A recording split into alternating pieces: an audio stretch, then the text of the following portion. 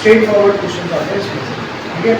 तो सबसे पहले तो हम समझेंगे कि यहाँ पे एक वर्ड हम यूज कर रहे हैं वो है कोऑर्डिनेशन। कोऑर्डिनेशन का मीनिंग क्या होता है? तो we have 3 types of bond, specially कौन से होते हैं? आयनिक बॉन्ड, कोवैलेंट बॉन्ड और कोऑर्डिनेशन। तो आयनिक बॉन्ड में एक्चुअली में क्या होता है कि परमानेंट इलेक्ट्रॉन शिफ्टिंग हो जाती है, यानी एक एटम इलेक्ट्रॉन दे देता है और दूसरा एटम इलेक्ट्रॉन को गेन कर देता है, उसको बोलते हैं परमानेंट इलेक्ट्रॉन शिफ्टिंग या परमानेंट इलेक्ट्रॉन ट्रांसफर, जिससे एक पे आ जाता है पॉजिटिव चार्ज और दूसरे पे कौन सा चार्ज आ जाता है? नेगेटिव चार्ज, ठीक है। दूसरा होता है कोवैलेंट बॉन्ड, और कोवैलेंट बॉन्ड डेवलप होता है शेयरिंग से, यानी आपने अपना इलेक्ट्रॉन दिया नहीं है, आपने एक एक्सेस दे दिया कि आप मेरे इलेक्ट्रॉन क्लाउड तक आके अप्रोच करें, एक्सेस दे दिया है, घर नाम नहीं किया है, घर पे आना जाना है, समझ गए? अंतर समझ गया? मैंने घर नाम, जैसे इसके पास स्कूटी है, इसकी स्कूटी दूसरा भी चला सकता है, लेकिन इसने उसको दान नहीं करी इसको। तो ऐसी सिचुएशन को हम बोलते हैं कोवैलेंट, जहाँ पे शेयरिंग का खेल करती है, और उस शेयरिंग में दोनों का हिस्सा बराबर होता है, जितना मेरा होगा उतना ही उसका होगा, जितनी इन्वेस्टमेंट मेरी होगी उतनी इन्वेस्टमेंट दूसरे की। तीसरा जो टाइप का बॉन्ड है वो इन दोनों को मिक्स करके बनता है, इसको हम बोलते हैं कोऑर्डिनेट बॉन्ड। यानी इसका मतलब ये है कि मैं पहले दूसरे को एक इलेक्ट्रॉन दूंगा, फिर उसी इलेक्ट्रॉन के साथ शेयरिंग करूंगा, मतलब दोनों है इलेक्ट्रॉन मेरी, लेकिन मैंने पहले आपको एक इलेक्ट्रॉन दिया, फिर उसके साथ क्या कर लिया? शेयर कर लिया। और जब हम इसको ओवरव्यू में देखते तो हम कह देते कि हमने लोन पेयर डोनेट कर दिया। क्या डोनेट कर दिया? Lone pair donate. एक्चुअली में वो लोन पेयर डोनेशन नहीं है, वो क्या पहले इलेक्ट्रॉन देगा, फिर उसी इलेक्ट्रॉन के साथ क्या करना? बॉन्ड बनाना, ठीक है? समझ में आया? तो हमें जो पढ़ना है वो कौन सा बॉन्ड पढ़ना है? Coordination bond. इसमें दो टर्म हम यूज करेंगे। पहली टर्म होगी डोनर एटम। देखो donor atom, first term is donor atom. अरे इसमें नहीं आएगा बाल भी आ जाए तो बाल भी आ जाए तो बहुत बड़ी बात। देखो डोनर एटम,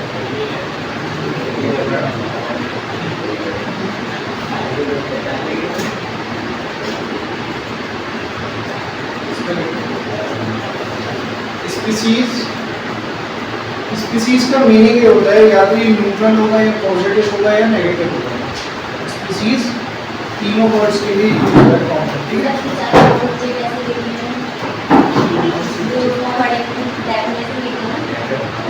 मैं बोलूँगा ना, मूवी थोड़ी है,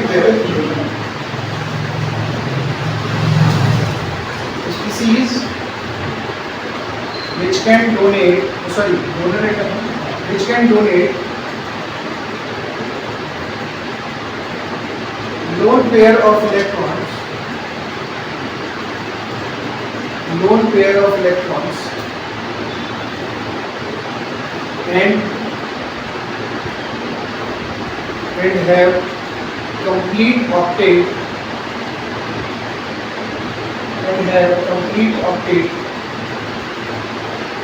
known as donor species.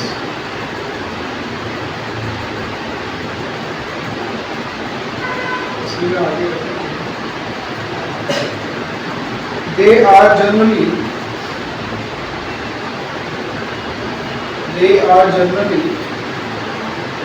act as Lewis base. They are generally act as Lewis base. ठीक है? लुइस बेस का मीनिंग ही यही होता है कि ऐसे कंपाउंड जो लोन पेयर को डोनेट करते हैं उसको क्या बोल देते हैं? Lewis base. For example ammonia NH3, ठीक है? वाटर H2O, तो ये क्या है हमारे पास? लुइस बेस है और ये डोनर एटम है, डोनर स्पीशीज। दूसरा लिखो acceptor atom,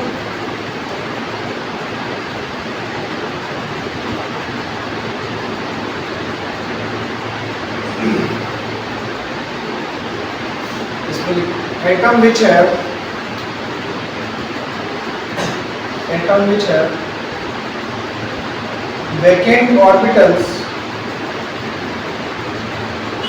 have vacant orbitals for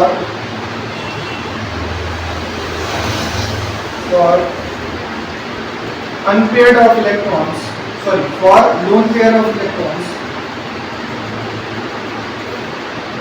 for lone pair of electrons known as acceptor atom. Acceptor atom. तो लिखना they can act as Lewis acid. Lewis example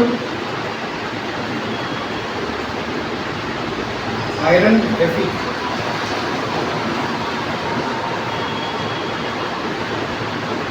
Here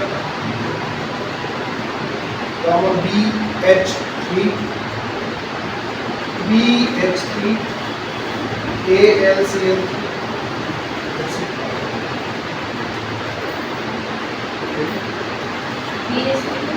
BH3 इसको बोलते हैं borane. क्या बोलते हैं इसको? बोरेन. ठीक है. नेक्स्ट देखो सॉल्ट. रेडी डालो सॉल्ट. सॉल्ट का मीनिंग कोई बताएगा? बोलो.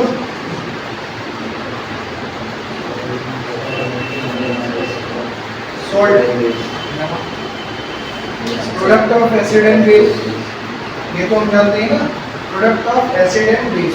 तो जब भी आप एसिड बेस की रिएक्शन कराते हो तो एसिड में से एनायन और बेस में से कैटायन मिलके क्या बनाते हैं? सॉल्ट बनाते हैं. एसिड में से कौन आता है? एनायन. और बेस में से कौन आता है? कैटायन. ये दोनों मिलके क्या बनाएंगे? सॉल्ट. तो सॉल्ट की वैसे डेफिनेशन लिखो. कॉम्बिनेशन ऑफ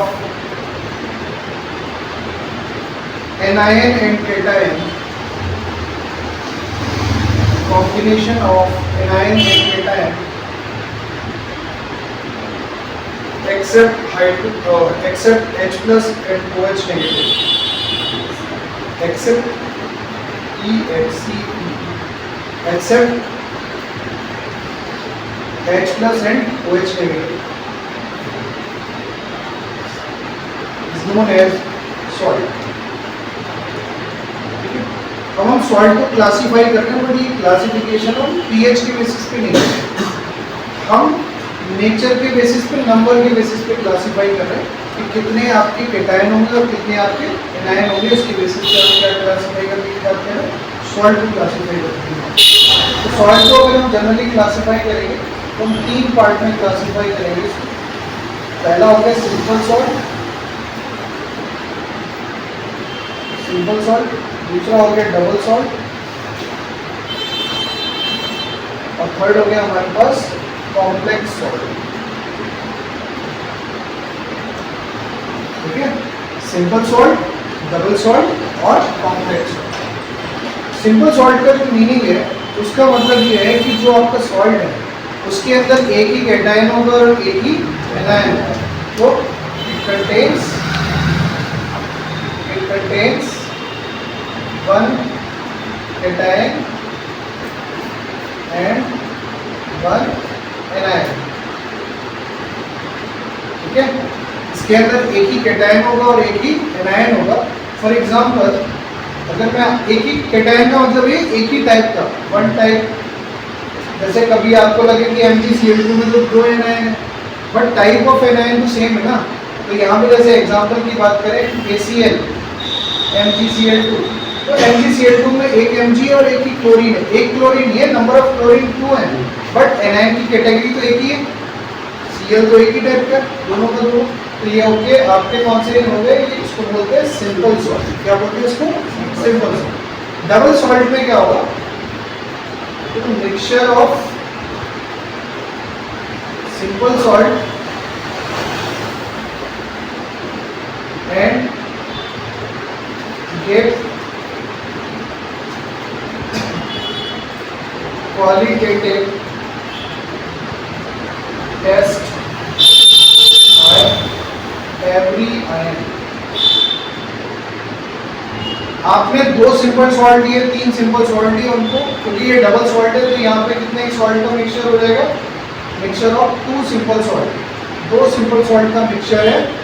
और इसमें जितने भी आयन प्रेजेंट होंगे उसका कौन सा टेस्ट मिलेगा हमको, क्वालिटेटिव। क्वालिटेटिव टेस्ट का मतलब ये है जब हम उसको लैब में टेस्ट करेंगे तो जितने भी आयन इसके अंदर प्रेजेंट होंगे हर आयन टेस्ट शो करेगा, हर आयन क्या शो करेगा, टेस्ट शो करेगा। फॉर एग्जांपल हमारे पास मान लेते हैं कि अमोनियम सल्फेट है, क्या है, अमोनियम सल्फेट। तो अमोनियम सल्फेट में एक अमोनियम है एक सल्फेट है, ये तो हमारा हो गया सिंपल सॉल्ट। इस अमोनियम सल्फेट सॉल्यूशन को आपने मिक्स किया FeSO4 के साथ, फेरस सल्फेट सॉल्यूशन के साथ, इसके साथ फेरस सल्फेट सॉल्यूशन के साथ जब आपने मिक्स किया तो हमारे पास एक कंपाउंड बना। वो कंपाउंड क्या बन गया, NH4 SO4 डॉट FeSO4, ये बन गया कंपाउंड। अब ये जो कंपाउंड है इसके अंदर कितने एनायन है, कितने केटायन है, तो अगर आप चेक करोगे तो 2 तो केटायन है हमारे पास। कौन कौन से केटायन है, एक है हमारे पास NH4 पॉजिटिव और एक है हमारे पास Fe2 पॉजिटिव। केटायन क्योंकि इसका और इसका सिमिलर है तो हमारे पास केटायन की कैटेगरी में केवल ही केटायन भी आएगी। और जब आप टेस्ट करोगे इनका क्वालिटेटिव टेस्ट, क्वालिटेटिव टेस्ट का मतलब होता है आइडेंटिफिकेशन ऑफ आयन, क्या, identification of ion, whether it is cation और एनायन, इससे फर्क नहीं पड़ता, ठीक है। तो जब आप इसका आइडेंटिफिकेशन टेस्ट करेंगे तो अमोनिया का भी टेस्ट मिलेगा, अमोनियम का, आयरन का भी टेस्ट मिलेगा और सल्फेट का भी टेस्ट मिलेगा। ये 3 ही तो प्रेजेंट है, तो जितने भी आयन प्रेजेंट है वो सबके सब क्या देंगे, इसके अंदर टेस्ट देंगे, सबके सब टेस्ट देंगे। इसीलिए इसको क्या बोलते हैं, double salt, mixture of 2 simple salts which can give qualitative test by every ion. हर टेस्ट, हर आयन क्या देगा, क्वालिटेटिव टेस्ट। क्वालिटेटिव का मतलब है जो लैब में आप टेस्ट करते हो to identify any radical, any ion, उसको क्वालिटेटिव टेस्ट। एक होता है क्वांटिटेटिव टेस्ट। क्वांटिटेटिव टेस्ट का मतलब है कि जब आपने इसको आइडेंटिफाई कर लिया, अब ये कितने अमाउंट में प्रेजेंट है उसको निकालना, उसको बोलते हैं क्वांटिटेटिव। क्वालिटेटिव मतलब नेचर, कि कितना आपको,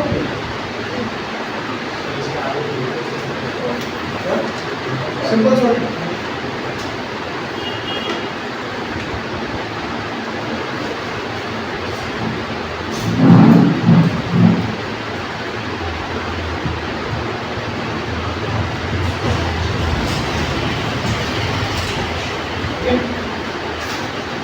अब थर्ड वाला भी देखो, थर्ड वाला क्या कहता है, ये भी क्या है, मिक्सचर है, mixture of 2 salts, 2 simple salts and qualitative ions are less as present, ठीक है। मीनिंग समझो इसका, वो ये कह रहा है कि आपने 2 सिंपल सॉल्ट मिलाया, सपोज करो कि मैंने क्या मिलाया, FeCN ट्वाइस मिलाया प्लस KCN मिलाया, 2 सिंपल सॉल्ट लिए। एक है हमारे पास फेरोसाइनाइड, फेरोसाइनाइड, और दूसरा है हमारे पास पोटेशियम साइनाइड, ठीक है। ये दोनों कैसे सॉल्ट है, सिंपल सॉल्ट है। कैसे सॉल्ट है, सिंपल सॉल्ट। और इन सिंपल सॉल्ट को जब आपने मिक्स किया तो एक नया कंपाउंड बनना चाहिए मिक्स होने के बाद। तो ये जो नया कंपाउंड बनेगा ये बन जाएगा K4FeCN6,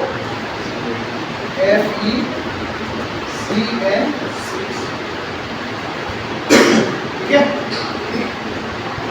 अब जब आप इसमें क्वालिटेटिव टेस्ट करोगे इस कंपाउंड का, तो क्वालिटेटिव टेस्ट में जो नंबर ऑफ आयन है वो क्या हो जाएंगे, लेस हो जाएंगे, जितने उसके अंदर प्रेजेंट है उससे कम हो जाएंगे। इसमें पार्टिसिपेट कितने कर रहे थे, एक आयरन, एक साइनाइड, एक पोटेशियम, एक साइनाइड। तो साइनाइड तो कॉमन हो गया, तो कितने टाइप के आयन आए हैं, 3 टाइप के। कौन कौन से है, पोटेशियम, आयरन और साइनाइड। लेकिन जब हम इसका क्वालिटेटिव टेस्ट करेंगे तो क्वालिटेटिव टेस्ट में केवल और केवल हमको कौन मिलेगा, पोटेशियम मिलेगा। कौन मिलेगा? पोटेशियम। अगर आप आयरन का टेस्ट करने की बात करेंगे तो आयरन का टेस्ट नहीं मिलेगा। साइनाइड की टेस्ट करने की बात करेंगे तो साइनाइड का टेस्ट नहीं मिलेगा। तो टेस्ट किसका मिलेगा? किसका मिला? पोटेशियम का। तो मिलने कितने आयन के टेस्ट चाहिए थे? 3 के। मिले कितने के? 1। तो इसका मतलब ये है कि आयन ज्यादा प्रेजेंट है, लेकिन टेस्ट केवल कितने दे रहे हैं? एक ही दे रहा है या 2 दे रहे हैं? एक ही 2 आयन हमारे टेस्ट दे रहे हैं। इसका मतलब ये है बाकी के आयन क्या हो गए? बाउंड हो गए। बाकी के आयन क्या हो गए? बाउंड हो गए, फ्री फॉर्म में प्रेजेंट नहीं है। तो अगर वो फ्री फॉर्म में प्रेजेंट नहीं है, इसका मतलब उनके बीच में कोई ना कोई नया बॉन्ड फॉर्म हुआ है, और उसी नए बॉन्ड को हम क्या बोलेंगे? Coordinate bond. और उस टाइप के सॉल्ट को हम क्या बोलेंगे? Complex. Is clear? Complex liquid. छाप दिए?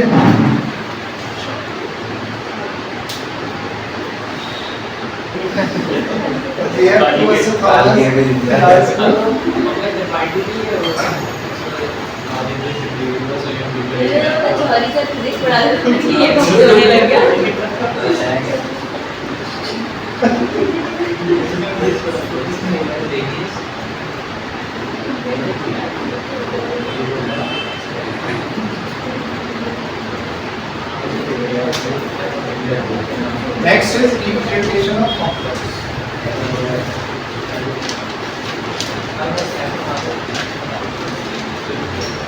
Representation of complex.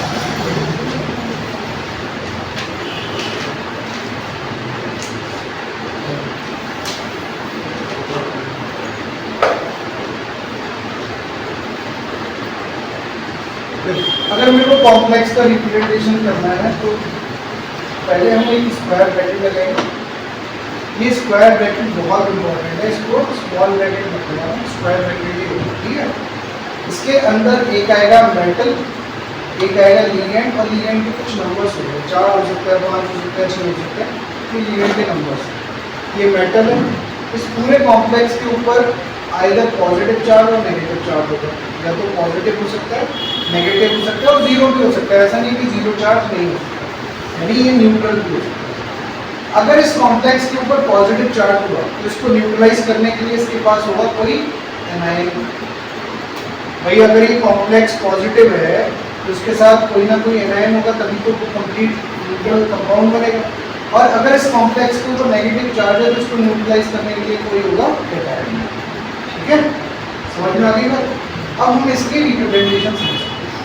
जो भी इस कॉम्प्लेक्स के बाहर लिखा है वो क्वालिटेटिव आयन है। वो क्या है? Qualitative ion. मतलब जब आप टेस्ट करोगे, रेडिकल टेस्टिंग करोगे, तो जो भी इस कॉम्प्लेक्स के बाहर है वही टेस्ट देगा, जो इस कॉम्प्लेक्स के अंदर है वो टेस्ट नहीं देगा। सबसे इंपॉर्टेंट बात समझने की, ठीक है। और ये जो कॉम्प्लेक्स है इसी को हम बोलते हैं कोऑर्डिनेशन स्फीयर। ठीक है, ये जो यहाँ से लेके यहाँ तक इंक्लूडिंग दिस ब्रैकेट्स, इनको अगर हम इंक्लूड कर लें और इसके अंदर जितनी भी स्पीशीज है सबको कलेक्टिव वे में अगर हम बोलें तो उसको क्या बोलते हैं? Coordination sphere. ठीक है, बात समझ में आई? कोऑर्डिनेशन स्फीयर के दोनों तरफ आइदर पॉजिटिव, ये पॉजिटिव है, ये नेगेटिव है, ये डिपेंड करता है कि किस तरीके का है हमारे पास ये कॉम्प्लेक्स। तो ये जो बाहर हमारे पास लिखा हुआ है इसको बोलते हैं काउंटर आयन। काउंटर आयन, ये भी क्या है? Counter ion. ठीक है, जरूरी नहीं है कि दोनों एक साथ प्रेजेंट होंगे, एक ही प्रेजेंट होगा। क्यों? क्योंकि अगर ये पॉजिटिव चार्ज है तो स्फीयर होना चाहिए, और अगर ये नेगेटिव चार्ज है तो स्फीयर क्या होना चाहिए? पॉजिटिव होना चाहिए। ठीक है, फिर ये जो L लिखा हुआ है इसको बोलते हैं लिगेंड। इसको क्या बोलेंगे? लिगेंड। और ये जो M लिखा हुआ है इसको बोलते हैं सेंट्रल मेटल आयन, इसको बोलेंगे CMI। ठीक है, बात समझ में आ गई? और ये जो X है इसको बोलते हैं नंबर ऑफ लिगेंड्स। बहुत टफ है समझने में, इसको ध्यान रखना। X is number of ligands. ये पूरी रिप्रेजेंटेशन है इसकी कॉम्प्लेक्स। ठीक है, इसको ठीक से देखो अब आपके पास जो भी एंटिटीज है उनकी डिफाइन लिखो। पहले देखो counter ion, counter ion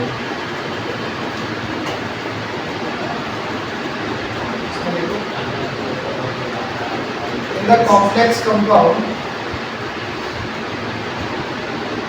in the complex compound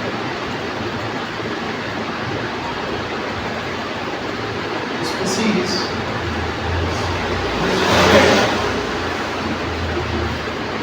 which present outside the coordinate sphere, outside the coordinate sphere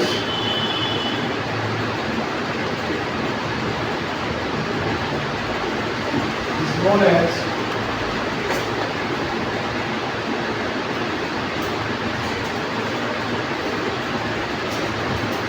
counter ion, known as counter ion, and it always give qualitative test.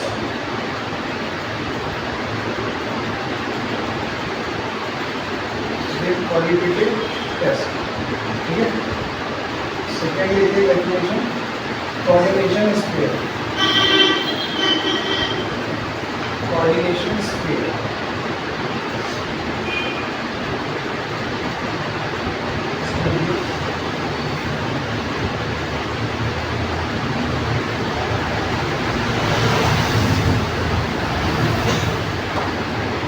Species under the square bracket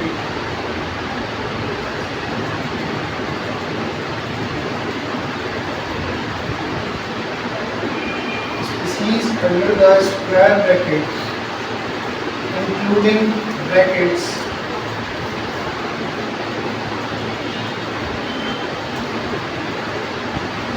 are known as include brackets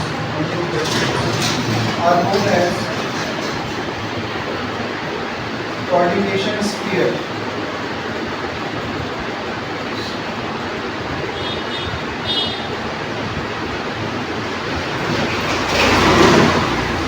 The ion presents in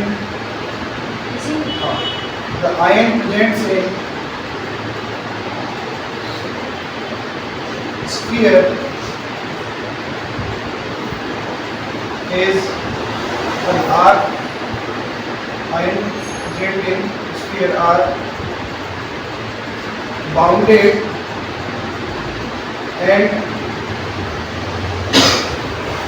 not free for qualitative test. Not free for qualitative test. Okay. Next is central metal ion. Central metal ion.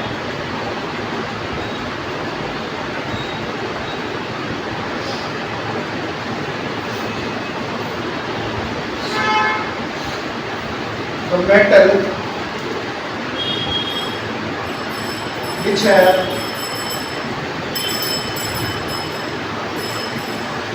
vacant orbitals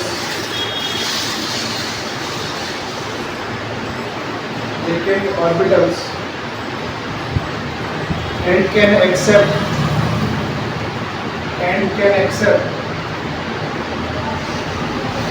lone pair of electrons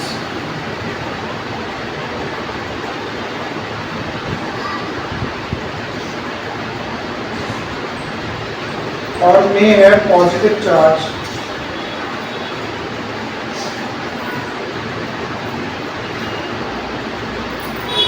are known as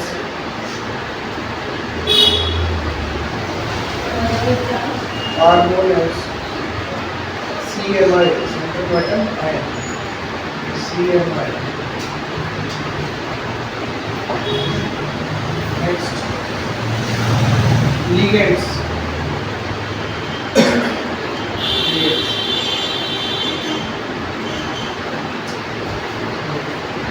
Species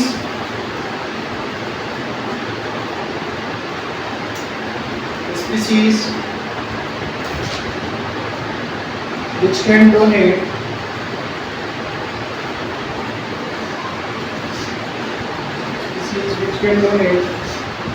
lone pairs of electrons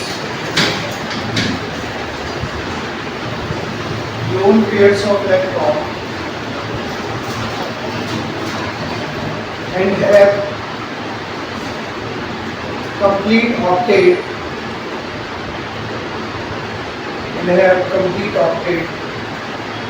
known as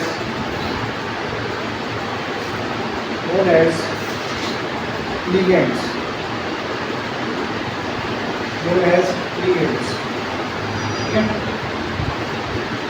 अब हमारे पास अगला target ये है इस ligands को detail में classify करना। उससे पहले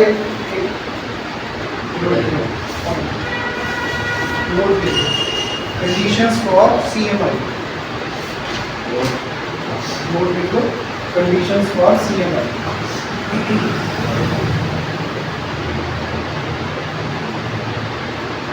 और इसी पे बेस्ड कई बार क्वेश्चन आ जाता है कि ट्रांजिशन एलिमेंट्स इजीली CMI क्यों बन सकते हैं, या transition elements easily complex form क्यों कर सकते हैं। ठीक है, तो सेम आंसर होगा। देखो पॉइंट इसी के अंदर कंडीशन फॉर CMI में high charge upon size ratio,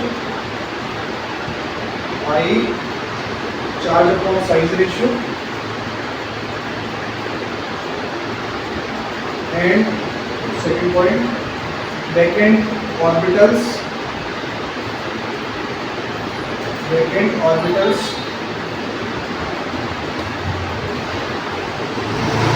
next maximum oxidation state tendency,